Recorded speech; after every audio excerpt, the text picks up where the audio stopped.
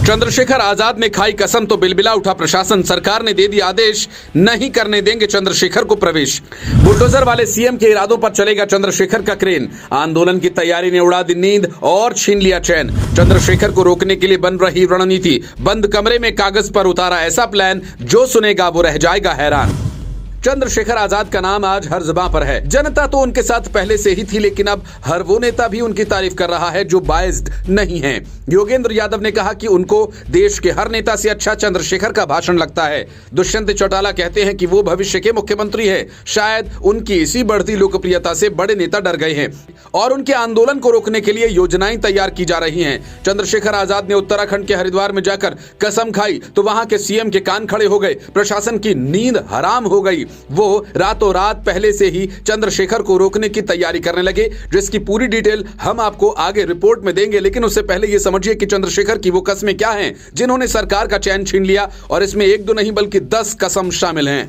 पहली कसम, जातिगत जनगणना करवाकर ही दम लेंगे। दूसरी कसम, ओबीसी के लिए 27% से बढ़ाकर 42% और एससी के लिए 15% से बढ़ाकर 25% तक आरक्षण सुविधा करवाएंगे। तीसरी कसम, किसी भी कीमत पर SC ST में क्रीमी लेयर नहीं ढूंढने देंगे। चौथी कसम, सरकारी नौकरियों में बैकलॉग पूरा करवाकर ही छोड़ेंगे। पांचवी कसम, निजी क्षेत्र में आरक्षण की सुविधा करवाएंगे। छठी कसम, सफाई कर्मचारियों की नौकरी में ठेकेदारी खत्म करके सीवर में उतरने की प्रथा को खत्म करेंगे। सातवीं कसम, समान कार्य और समान वेतन के लिए काम करेंगे। आठवीं कसम, SC ST और OBC को प्रमोशन में आरक्षण दिलवाकर ही दम लेंगे। नौवीं कसम, 2 अप्रैल 2018 के सभी मुद्दों में वापसी तक संघर्ष करेंगे।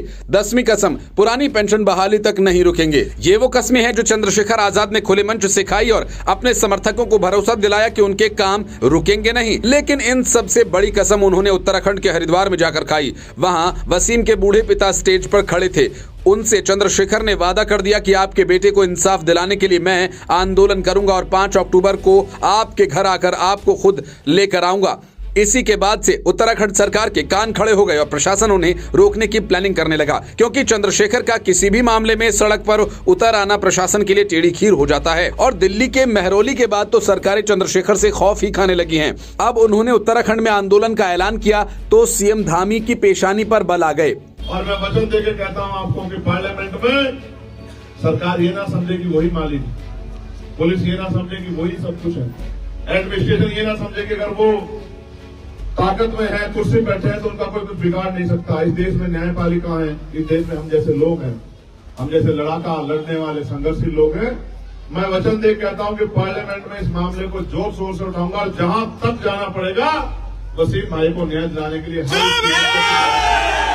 अब 5 अक्टूबर को हरिद्वार में क्या होगा, ये सोचकर वहां का प्रशासन अभी से दांतों तले अंगुली दबाने लगा है। दूसरी तरफ एक वो परिवार है जो इंसाफ की आस में चंद्रशेखर का इंतजार कर रहा है, और चंद्रशेखर के वादे के बारे में सभी जानते हैं। एक बार जो वो कमिटमेंट कर देते हैं तो फिर वो किसी की भी नहीं सुनते।